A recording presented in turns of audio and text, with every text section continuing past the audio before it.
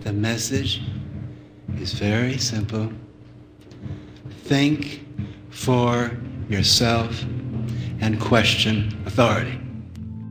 You know, it's interesting about the 60s revolution, Cultural Revolution, which then moved to Europe in the 70s when Franco died and when Salazar, was it, Portugal died, one after one as these tight old geriatric Cold-War dictatorships loosened up popped this new spirit. But what was it? It wasn't anti-communist, it wasn't communist. What was it? How could you describe it? You know, the Chinese situation, what did they want? The Chinese dictators, well, they want American capitalism and the running dogs of Wall Street. That's what they want. Well, bullshit. We know that's not right. What those students wanted was they wanted to change their own major. I was talking to some leftists, some liberals at the real liberals, LA Weekly. Jay Lev's there. Jay said, well, what those Chinese students want, after all, they just want Cadillacs. Well, goddamn right, Jay.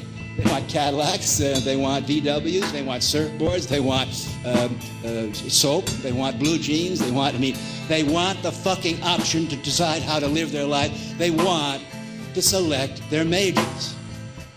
That's what the whole movement of post-industrial information age, the movement of individualism, is not to leave communism, go to capitalism, go back to fundamentalist Islam or Christianity. People want to have the choice, the option of deciding how to live their lives. In China, they wanted to be able to date a girl in public. When I say that this political movement, the aim of which is to choose your major, has never happened in human history before, let me demonstrate or try to prove to you why I feel that way. The notion of thinking for yourself, making your own life decisions, navigating your own career throughout your life, of choosing your own wife, of choosing how you want to dress, of choosing where you want to live. Now really, that's pretty recent, as is the notion of progress, for that matter, revolution. Throughout most of human history, the notion of coming before people and say, I want to encourage you young people to think for yourself, was simply out of the question.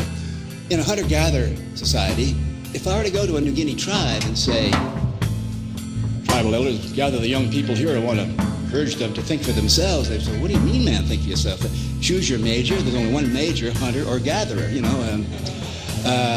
so I can understand that.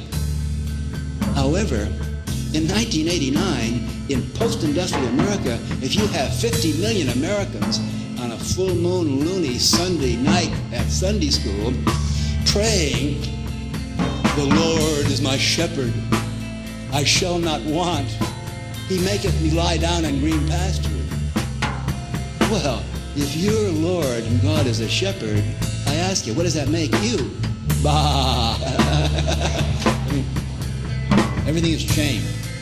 God is no longer a big shepherd. God is no longer the Lord in heaven, the ruler of all the mighty, things like that. The human being is not a sheep. The human being is not a serf. Now, the human being is a worker or a manager. And in the factory assembly line society that we've all grown up through, you're born in a hospital, you're born in a factory, you're born in a little assembly line, and then you're brought home, and then you go off to school, kindergarten, first grade, all the way up, and you're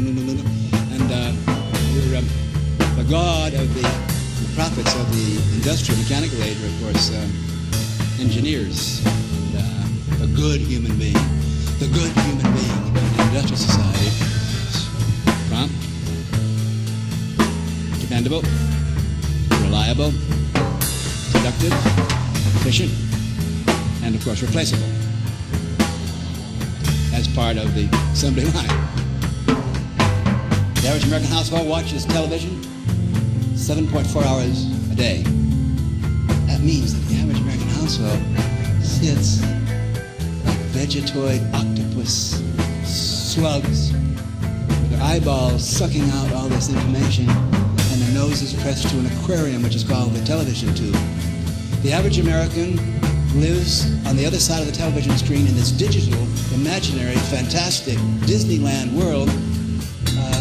It's much more important to him or her than the real world. The average American feels closer to Bill Cosby or to Dan Rather or to Mickey Mouse than to the neighbors next door. It's awesome, it's scary, it's frightening how real these television. Matter of fact, I've never seen George Bush. He only exists to me as a cluster of electrons on my screen. Matter of fact, I know Mickey Mouse better than I do George Bush. Because everybody's catching on now that who controls the screen controls society, who controls the screen that you look at controls your mind.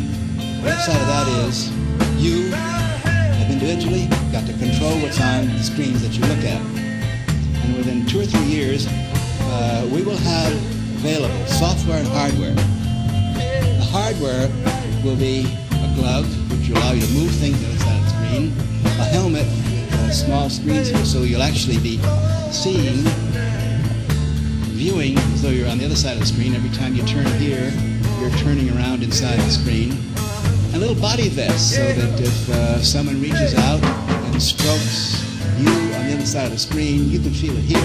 Get it? So you're wearing your computer, and you are no longer at the aquarium window peering through at what's going on inside Dan Rather and all that shit. You're there.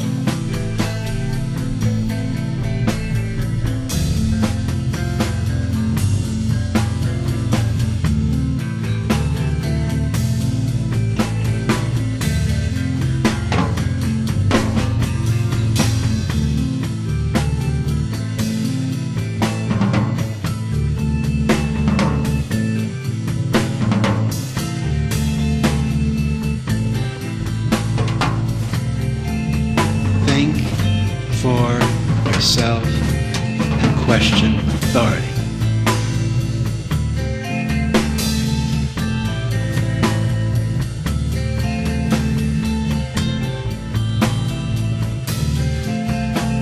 And question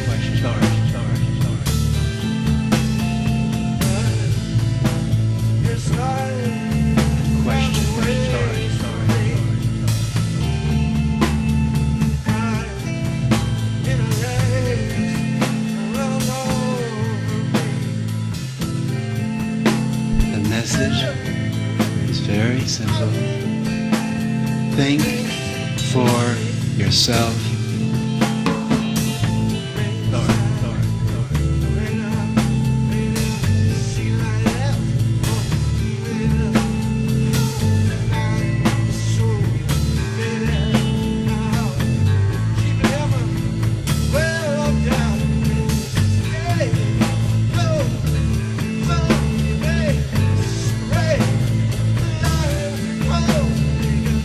Think for yourself and question.